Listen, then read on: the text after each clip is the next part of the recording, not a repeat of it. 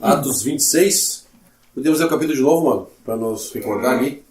Nós comentamos até o versículo 20 do capítulo 26. Não podemos ler todo o capítulo. Atos, capítulo 26, versículo 1. Depois Agripa disse a Paulo: permite-se que te defendas. Então Paulo, estendendo a mão em sua defesa, respondeu: teu-me por venturoso, ó rei Agripa, de que perante ti me haja hoje de defender de todas as coisas que sou acusado pelos judeus. Mormente sabendo eu que tens conhecimento de todos os costumes e questões que há entre os judeus, pelo que te rogo que me ouças com paciência. A minha vida, pois, desde a mocidade, qual haja sido, desde o princípio em Jerusalém, entre os da minha nação, todos os judeus a sabem, sabendo de mim desde o princípio, se o quiserem testificar, que conforme a mais severa seita da nossa religião, vivi fariseu. E agora, pela esperança da promessa, que por Deus foi feita a nossos pais, estou aqui e sou julgado, a qual as nossas 12 tribos esperam chegar, servindo a Deus continuamente, noite e dia. Por essa esperança, ó rei Agripa, eu sou acusado pelos judeus, pois que julga-se coisa incrível entre vós que Deus ressuscite os mortos? Bem tinha eu imaginado que contra o nome de Jesus, o Nazareno, devia eu praticar muitos atos, o que também fiz em Jerusalém. E havendo recebido o poder dos principais, dos sacerdotes, encerrei muitos dos santos nas prisões, e quando os matavam, eu dava o meu voto contra eles.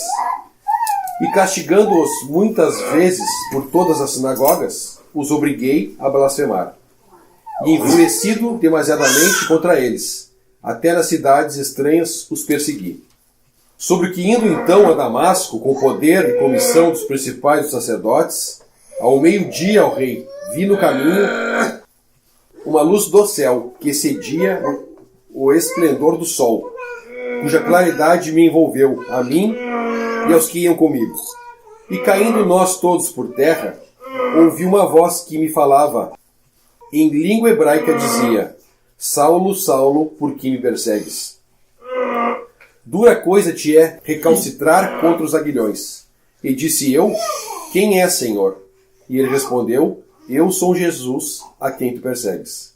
Mas levanta-te e põe-te sobre os teus pés, porque te apareci por isso, para te pôr por ministro e testemunha, tanto das coisas que tens visto, como daquelas pelas quais te aparecerei ainda, livrando-te deste povo e dos gentios, a quem agora te envio, para lhes abrir os olhos e das trevas os converteres à luz, e do poder de Satanás a Deus, a fim de que recebam a remissão dos pecados e sorte entre os santificados pela fé em mim. Pelo que, ó rei Agripa, não fui desobediente à visão celestial. Antes anunciei primeiramente aos que estão em Damasco e em Jerusalém, e por toda a terra da Judéia, e aos gentios que se emendassem e se convertessem a Deus, fazendo obras dignas de arrependimento.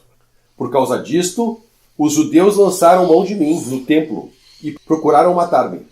Mas alcançando o socorro de Deus, ainda até ao dia de hoje, permaneço, dando testemunho tanto a pequenos como a grandes, não dizendo nada mais do que o que os profetas e Moisés disseram que deveria acontecer. Isto é, que o Cristo devia padecer e, sendo o primeiro da ressurreição dos mortos, devia anunciar a luz a este povo e aos gentios. E dizendo ele isto em sua defesa, disse Festo em alta voz: estás louco, Paulo? As muitas letras te fazem delirar. Mas ele disse: não deliro, ó potentíssimo Festo. Antes digo palavras de verdade e de um são juízo. Porque o rei, diante de quem falo, com ousadia, sabe estas coisas. Pois não creio que nada disso lhe é oculto, porque isto não se fez em qualquer canto. Crês tu nos profetas, ó rei Agripa? Bem sei que crês.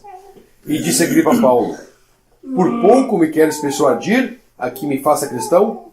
E disse Paulo: provera a Deus que, ou por pouco ou por muito, não somente tu, mas também todos quantos hoje me estão ouvindo, se tornassem tais qual eu sou, exceto as cadeias. Dizendo ele isto, se levantou o rei e o governador e Berenice, e os que com eles estavam sentados. E apartando-se dali, falavam uns com os outros, dizendo: Este homem nada fez digno de morte ou de prisões. E Agripa disse a Festo: Bem podia soltar-se este homem, se não houvesse apelado para César. Aproveitando que nós lemos o capítulo de novo, voltar no versículo 2. Temo-me por venturoso, ó rei Agripa, de que perante ti me haja hoje de defender de todas as coisas que sou acusado pelos judeus. Nós comentamos no último estudo sobre esse capítulo, essa palavra aqui, venturoso, alegre. O contexto do apóstolo Paulo, fazia 2 anos que ele estava preso, e nós vemos ele alegre aqui por uma oportunidade de dar testemunho. Venturoso de dar testemunho perante Agripa.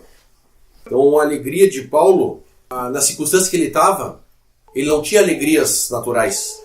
Sem ter uma visão espiritual das coisas futuras, da salvação, uma pessoa presa, ele não consegue enxergar além daquela cela ali. E quando Paulo é trazido na frente desse rei aqui, dessas pessoas, Paulo se alegra e fala, né? Com certeza Paulo estava alegrado em Cristo, mais a oportunidade que o Senhor estava dando para ele dar um testemunho.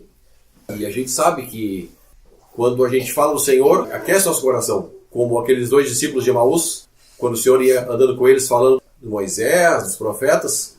Depois, quando o Senhor vai embora, eles falam: mas não nos ardia o nosso coração quando Ele nos abria as Escrituras? Então Paulo vai ter um momento aqui de alegria, um privilégio que o Senhor está dando para ele, de ser testemunho. Muitas vezes, a pressão desse mundo aqui, ela nos rouba a nossa alegria. A pressão do mundo, a pressão do inimigo. E se nós pensar, nós aqui, pelo menos os irmãos aqui de Bagé, nunca chegaram a estar 2 anos presos, como Paulo teve. E Paulo aqui fala que estava alegre perante o rei Agripa. Então, é possível o crente, independente da circunstância, ele andar alegre. É possível, quando nós estamos com os olhos do nosso Senhor Jesus. O problema é que nós, é que nem Pedro. Pedro conseguiu andar sobre as águas quando ele desceu do barco. Porque ele estava com os olhos do Senhor. E quando ele começou a olhar para as ondas, ele afundou. Então, se nós mantermos nossos olhos no Senhor, nós temos provisão para andar independente da circunstância, alegres, baseados nas bênçãos que já temos em Cristo, independente da circunstância. Lembrando outra circunstância que nós já estudamos, quando prenderam o Paulo e Silas, chicoteados, presos no tronco, no lugar escuro, à meia-noite estavam cantando. E tanto que deu um terremoto. Deus fez provisão para eles, ali milagrosa, mas deu um terremoto e abalou e abriu as cadeias. E hoje, com todas as coisas que fazem oposição a Deus, a sua palavra, os desejos da carne, né, essas coisas todas nos prendem nossos olhos aqui. E quando nós ficamos na presença do Senhor, quando nós oramos, lemos a palavra, temos comunhão com nossos irmãos, e essas coisas apontam nossos olhos para o Senhor.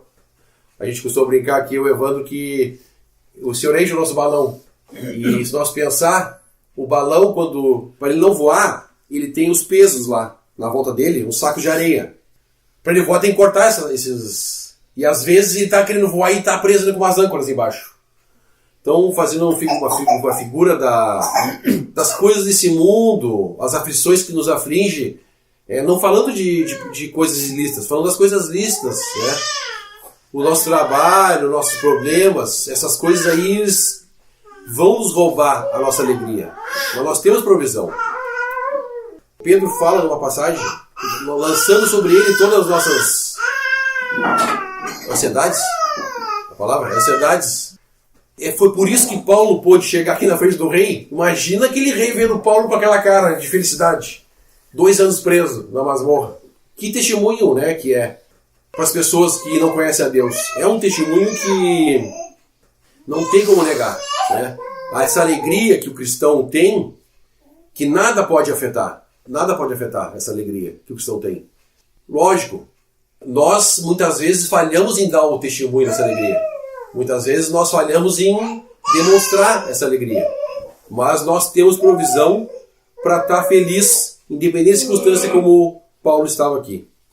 Podemos avançar lá então para o versículo 20, que foi o último versículo que nós comentamos na reunião passada. A minha versão fala: emendassem e se convertessem. Aqui na outra versão fala: se arrependessem e se convertessem, para nós entender. Nós comentamos das obras dignas de arrependimento. São obras consequências de conhecer a Cristo. Vou tentar dar um exemplo. Às vezes nós conhecemos uma pessoa nessa vida aqui que muda a nossa perspectiva de vida. Aprendemos algo com aquela pessoa. É tão impactante que a gente aprende com aquela pessoa que muda a gente aprende alguma coisa. Isso acontece muitas vezes com irmãos. A gente conhece irmãos e a gente aprende muito com os irmãos. E quando nós conhecemos o Senhor, nós falamos em conversão, né? Aqui fala em conversão aqui no nosso versículo. Não tem como se sair indiferente. Não tem como sair indiferente quando a gente conhece o Senhor. Vai ter um efeito na nossa vida. Ou nós vamos negar, não vamos querer, como muitos aqui. Paulo pregou o Evangelho em Atos aqui. Praticamente todo o livro de Atos eles estão pregando o Evangelho. Alguns criam e alguns que ouviremos depois. Outra vez ouviremos sobre isso. E aqueles que recebem essa mensagem, esse Evangelho, que tem esse encontro com essa pessoa, como o apóstolo Paulo é um exemplo disso. Ele teve um encontro com o Senhor, não tem como a gente não haver mudanças na nossa vida, efetuadas por esse encontro, não por nós mesmos. Não por nós mesmos. Encontrar o Senhor que vai gerar essas obras de arrependimento. Nós temos bastante luz sobre isso. Nós comentamos na última reunião, que o Espírito Santo está aqui para isso, para trazer luz. O pecado à tona, e a primeira coisa que o Espírito Santo faz em nós é consciência de pecado, as coisas que desagradam a Deus.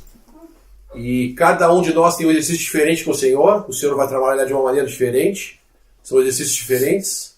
Aí sim vão ser resultados dessas obras dignas de arrependimento, que fala no nosso versículo 20. 21, os judeus seguem a sede o ódio deles segue para matar Paulo. Versículo 22. Mas alcançando o socorro de Deus, ainda até o dia de hoje, permaneço dando testemunho, tanto a pequenos como a grandes, não dizendo nada mais do que os profetas e Moisés disseram que devia acontecer. Ele menciona aqui profetas e Moisés, porque nós sabemos que veio uma comissão de Jerusalém para acusar ele perante o rei Agripa. Então tinha judeus ali também na comissão. Os judeus, eles tinham que crer pelas escrituras que eles tinham.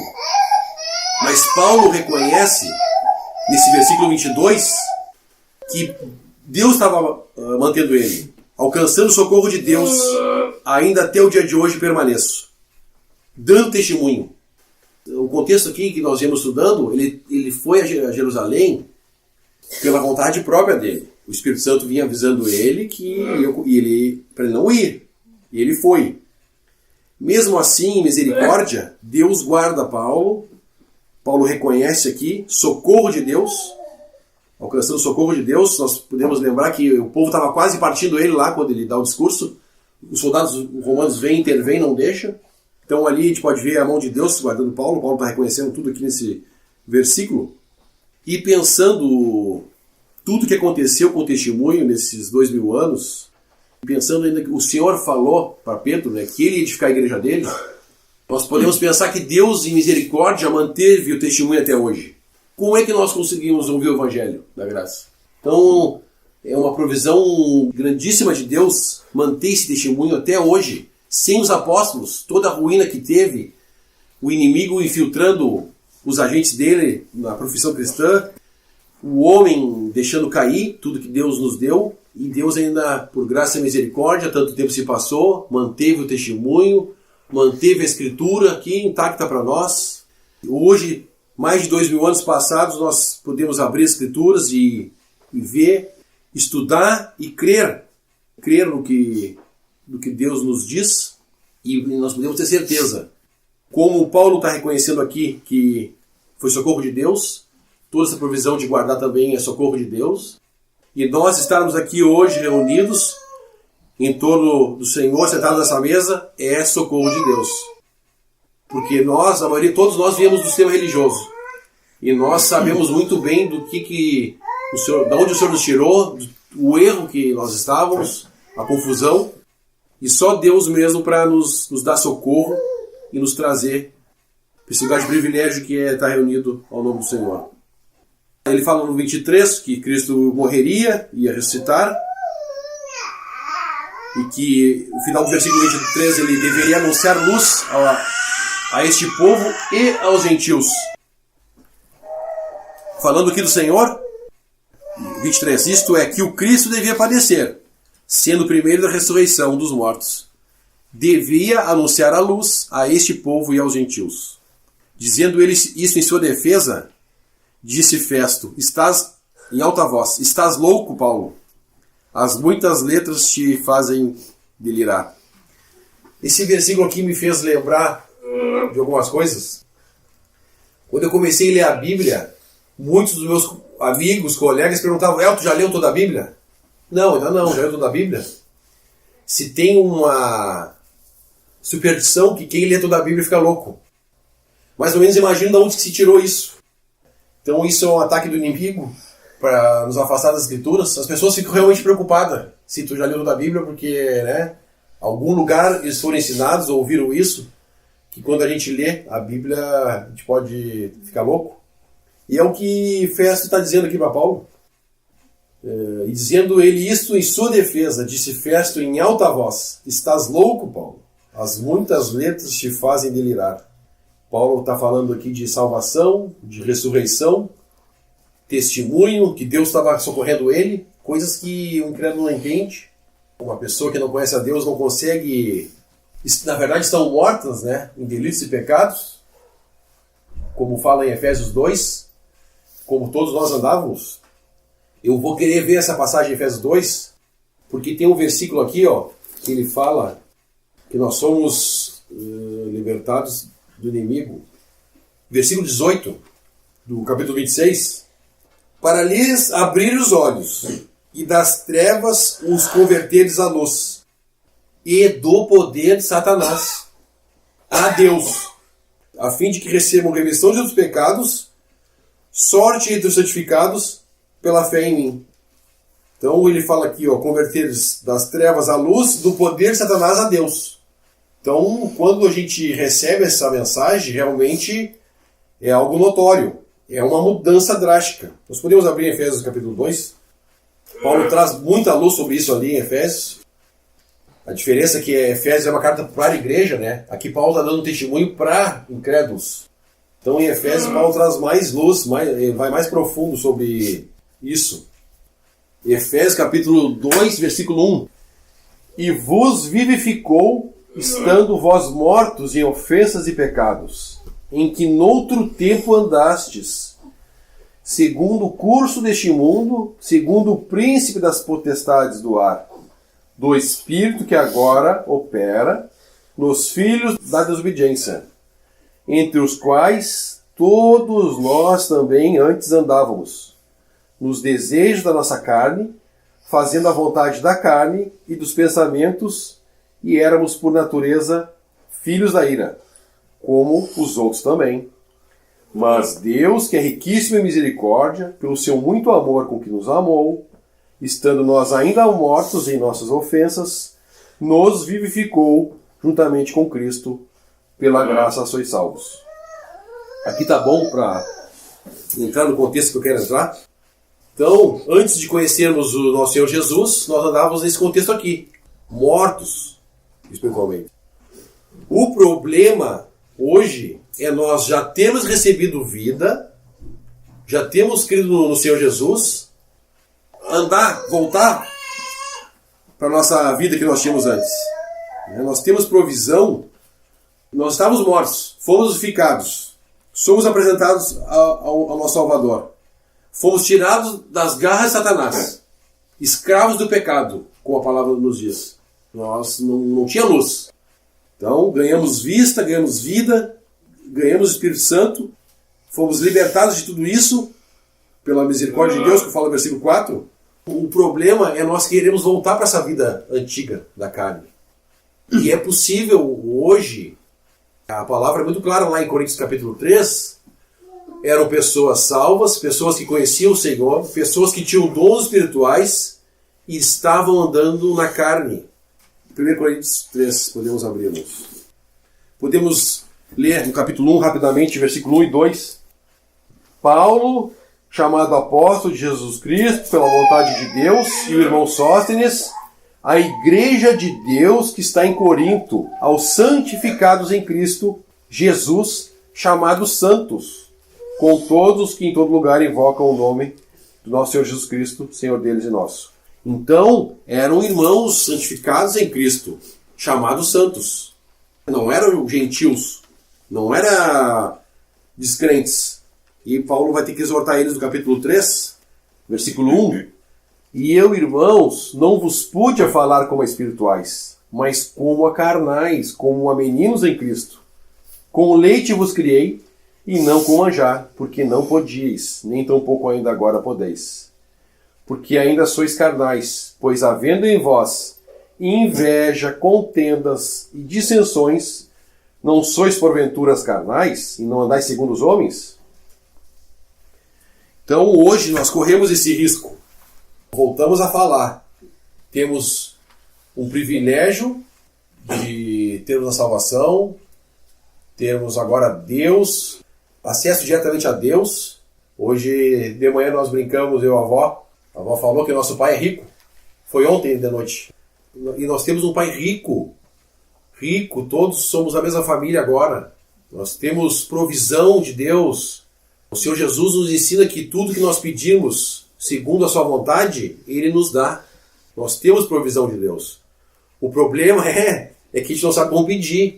A gente pede errado. O que Pedro lá escreve? Nós pedimos para gastar com nossos deleites. Então nós temos provisão de Deus, nós temos um Pai rico, provisão. Nós temos provisão para entender as Escrituras. Nós temos o Espírito Santo em nós. Nós sabemos os princípios que agradam a Deus, as coisas que desagradam. O Espírito Santo está em nós para nos alertar. Né? Nós fazemos as coisas com entendimento espiritual. Né? Uma coisa é eu cometer um crime e eu não sabia. Outra coisa, eu ser instruído e cometer um crime. A palavra é muito clara.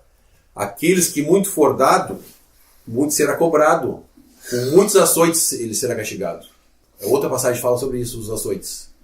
Aquele que pouco foi dado, a cobrança vai ser menos para ele. Então, nós temos que ter cuidado, porque nós temos muito privilégio hoje sobre entendimento, sobre liberdade para reunir, as verdades que foram resgatadas, nós temos acesso.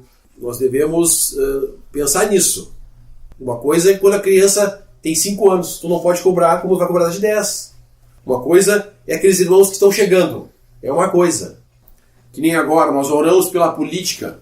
É triste, nós vemos irmãos maduros, caminhando com o Senhor já de longa data, se envolvendo nessas coisas do mundo, insistindo nisso, e é triste. É triste porque traz um mau testemunho. Muitos irmãos novos vão no embalo deles ali e são de tropeço. Para muitos irmãos que não têm o entendimento. Hebreus capítulo 5, o 11. Hebreus 5, 11. Do qual muito temos que dizer, de difícil interpretação, porquanto vós fizestes negligentes para ouvir, porque devendo já ser mestres pelo tempo, ainda necessitais de que vos se torne a ensinar quais sejam os primeiros rudimentos das palavras de Deus. E vos haveis feito tais que necessitais de leite, e não de sólido mantimento. Porque qualquer que ainda se alimenta de leite, não está experimentado na palavra da justiça, porque é menino. Mas o mantimento sólido é para os perfeitos, os quais, em razão do costume, têm os sentidos exercitados para discernir tanto o bem como o mal. A palavra perfeito aqui não é a melhor tradução, é maduro.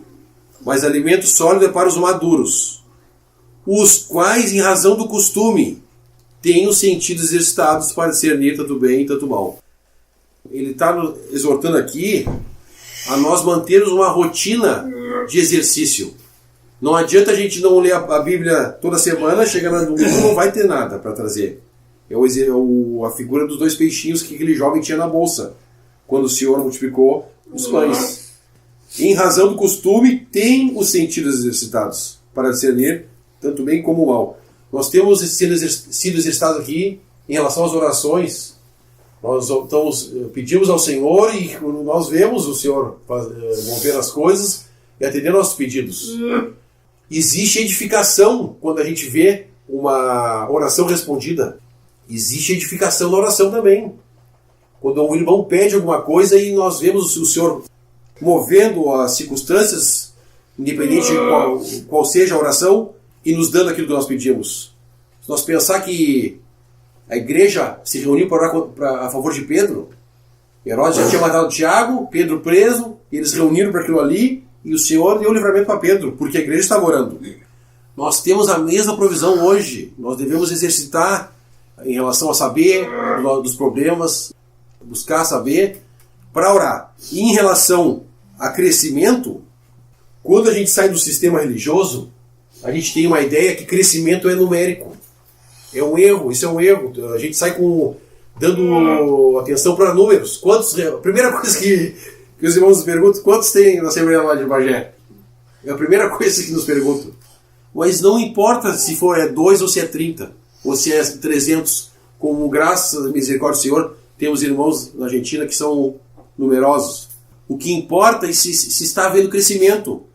Não adianta nós reunir 2 anos aqui e estar tomando leite ainda. Nós temos que ir crescendo nas coisas de Deus. Como fala aqui, sobre mantimento leite e mantimento sólido. Paulo fala lá de leite para os coríntios, eles estavam sendo carnais. É muito chato a gente ter que repreender uma criança na frente de outros. Quando o filho comete alguma coisa, tu tem que ir lá repreender ele na frente dos outros. Imagina um irmão mais velho, tropeça, comete uma falta. Como é que a palavra nos orienta lá? Aos presbíteros que pecarem, repreende-o na frente de todos, para que seja exemplo para os mais novos. Então, isso é uma coisa individual nossa. Existe o crescimento da Assembleia coletivo, mas aqui em Hebreus é muito claro. Em razão do costume, tem os sentidos exercitados. É um privilégio Deus nos orientar como fazer. Como enchermos do Espírito, cantando e salmodiando com hinos. Muitas vezes a gente está triste, a gente vai lá, canta um hino, o Senhor traz um consolo, traz um encorajamento. Às vezes, pelo trabalho, os irmãos que têm filho, eu tenho esse exercício, a gente sabe que não sobra tempo para ler as Escrituras. Muitas vezes os casais não conseguem ler as Escrituras juntos. Fiquei muito contente, tem um casal em Novo Hamburgo. Os 2 irmãos estão no exercício, eles levantam antes um pouquinho para fazer o estudo de manhã. Me encorajei bastante, fiquei bem contente por eles, E é isso que está falando aqui, em razão do costume que os sentidos exercitados. Às vezes nós vemos algum irmão dando fruto e nós não sabemos qual é o segredo do irmão para dar fruto. O segredo é nós estarmos perto do Senhor. Não tem segredo, não tem mágica. Nós estamos perto do Senhor. Quando Pedro e João foram levados ao Sinédrio, no início de Atos lá, e deram testemunho do Senhor, na frente de religiosos, conhecedores das Escrituras, e o que eles disseram? Não podiam negar que eles estiveram com o Senhor. Que eram iletrados e doutos e estavam falando aquelas coisas. Como é que pode? Esse é o segredo. Nós temos individualmente, temos que estar perto do nosso Senhor Jesus, nós chegamos a Ele. E como Assembleia, em fraqueza, nós devemos perseverar nas 4 âncoras. Atos 2,42, doutrina dos apóstolos, comunhão, partimento do pão e das orações. Às vezes parece que nós não temos crescimento, não é produtivo. Pode parecer, mas não. O Senhor está trabalhando. O Senhor trabalhando. E na Assembleia é a forma que o Senhor trabalha entre nós, é a forma que o Senhor nos lava, nos edifica, nos exorta o que tem que ser exortado e nos consola quando nós estamos abatidos. É dessa forma que o Senhor trabalha hoje. E temos todas essas provisões, como Paulo fala lá, socorro de Deus, ainda temos hoje. É só nós olharmos para o lugar certo e buscarmos nas fontes certas. Não nas fontes que o mundo nos oferece, que o mundo quer impor sobre nós. Os pensamentos, nós falamos sobre a televisão hoje. A televisão nos bota conceitos na nossa cabeça que não são reais. É um veneno. É um veneno. Nós somos muito influenciados pelo que a gente ouve na televisão. Pela política, pela moda. Hoje a moda agora é ideologia do gênero, que tem que aceitar tudo. Lá na Rússia, durante a Copa agora, era crime andar de mão dada lá na rua, se não fosse um casal. O padrão moral lá deles está muito bom. O padrão moral deles, e são incrédulos. Governantes incrédulos. Um padrão moral alto, assim. Nós pensar no Brasil, que é cristianizado, tem que aceitar tudo, tem que aceitar tudo goela abaixo. E a palavra fala, não vos conformeis com esse mundo, mas renoveis o vosso entendimento. Quando nós vamos ter os sentidos exercitados em razão do costume. Como fala aqui em Hebreus, capítulo 14. Versículo 25. Mas ele disse, não deliro ao potentíssimo Festo. Antes digo palavras de verdade e de um são juízo. Porque, ó rei, diante de quem falo, com ousadia, sabe essas coisas. Pois não creio que nada disso lhe é oculto, porque isto não se fez em qualquer canto. Estava pensando essa noite nesse versículo aqui. Isso não se fez em qualquer canto. Se fez o quê? Do que Paulo está falando? Paulo está falando da morte do Senhor. Eles tentaram subornar os guardas, eles tentaram fazer pressão em relação àqueles que estavam falando da ressurreição, mas a palavra fala de 400 testemunhas viram o Senhor ressuscitado. Quando o homem faz alguma coisa, quando Moisés matou aquele homem lá no Egito, ele escondeu o corpo. Ele fez em oculto. Quando há um complô para derrubar um rei, a gente pode olhar os livros de história. A história do Brasil conta uma história muito bonita ali, que eles vieram para cá e tal, mas a verdade não foi essa, eles vieram fugidos lá. Então, tudo é assim, ó. Recentemente, no nosso contexto hoje, o policial lá da agência de inteligência dos Estados Unidos descobriu que o Trump estava com um problema com os russos. O Trump foi lá e demitiu o policial, o agente.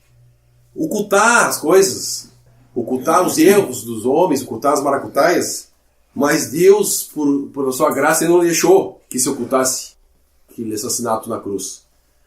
O que fizeram com o Senhor Jesus. A história, o homem consegue maquiar ela e deixá-la bonitinha. Mas Deus não deixou passar em branco ali o que aconteceu com o Senhor Jesus. Houve testemunhas oculares, não pôde ser negado aquilo ali. Houve soldados romanos que estavam lá perante quando o Senhor foi crucificado. Então foi uma coisa que não teve como o homem maquiar, o homem contar uma outra história. Ah, não, foi um engano. Não. Pilatos realmente lavou as mãos e entregou o Senhor para ser crucificado, sabendo que ele era inocente. Isso expõe as autoridades também, que são injustas. Nós vamos ver aqui no final do nosso capítulo, versículo 32, e Agripa disse a Festo, bem podia soltar-se esse homem, se não houvesse apelado para César. Não, por que não soltaram se ele era inocente? Por causa dos judeus, eles não queriam ficar mal politicamente com os judeus. Então fica muito claro aqui o amor de Deus ainda buscando essas autoridades corruptas. Todos aqueles que estão ouvindo, como ele fala no versículo 29, e disse Paulo, provera a Deus que, ou por pouco ou por muito, não somente tu, mas também todos quanto hoje me estão ouvindo, se tornasse qual eu sou, exceto as cadeias. Paulo tinha certeza que o testemunho não era somente para Agripa, que era o rei, né, que aos olhos humanos era a pessoa mais importante ali. A gente vê aqui o amor de Deus alcançando todos aqueles empregados, todos aqueles que estavam ali, até a pessoa que limpava o chão lá estava escutando o Evangelho e sendo exposto, né, essa mensagem de amor e tendo a chance de ser resgatado, como já lemos, né, das trevas para a luz, receber a nova vida, resgatado das mãos de Satanás e trazido para essa posição de privilégio. O irmão orou hoje, filhos de Deus, inimigos antes, hoje filhos da família de Deus, co-herdeiros com Cristo. O judeu, ele se gloriava de ser filho de Abraão. Eu sou filho de Abraão. Hoje nós podemos dizer, com toda reverência, de boca cheia, somos filhos de Deus pela obra do nosso Senhor Jesus Cristo. É um privilégio imenso que nós temos. Filhos, podemos nós chegar a Deus agora como nosso Pai. Cantamos hoje, né? Além do véu, não tem mais nada que nos impeça. Qualquer cristão pode chegar à presença de Deus em oração e se está sendo injustiçado, se está sofrendo, se está com problema no trabalho, conta para ele. O senhor não contou lá qual o filho pedindo pão para o pai vai dar o escorpião? Quanto mais o nosso Pai Celestial. Então nós temos infinitas provisões para o nosso andar aqui, muito superior a que os judeus tiveram quando estavam no deserto. Já comentamos sobre esse pensamento, né? 600 mil pessoas no deserto sem água, sem comida. Nós temos provisões aqui para seguir a espera do nosso Senhor Jesus, seguir dando o testemunho, que foi o motivo que Deus manteve Paulo. Versículo 22 é muito claro. Mas alcançando o socorro de Deus, ainda até o dia de hoje permaneço dando testemunho. É o motivo que nós estamos aqui ainda. É o motivo que o Senhor não voltou ainda. Qual? Que o último salvo creia e seja completada essa obra. A igreja de Deus, nós somos pedras vivas. Quando o último tijolo crer, nós vamos embora daqui. Talvez possa ser hoje que essa pessoa vai crer e o Senhor venha buscar a igreja que já vai ter cumprido a sua tarefa aqui, que é dar testemunho da salvação, dar testemunho dessa dispensação agora, que é a igreja de Deus, da graça de Deus. E como casa de Deus, que é o testemunho, hoje, a outra dispensação da lei, Israel era o testemunho de Deus. Hoje, nós, a igreja, os salvos são o testemunho de Deus aqui. Então, as pessoas, os incrédulos hoje, eles não vão ver Deus direto. Eles vão ter que ouvir o Evangelho por aqueles que já receberam o Evangelho. O Senhor delegou a homens e pregar o Evangelho, não a anjos. Então, que nós possamos ter isso em mente no nosso andar e poder estar levando o Evangelho de uma maneira simples, como a palavra nos traz, ajudando aqueles que já são cristãos com direcionamento na palavra. Então, que o Senhor possa nos ajudar a seguir a espera dele nessa carreira de fé, que é uma carreira de alegria, é uma carreira de felicidade,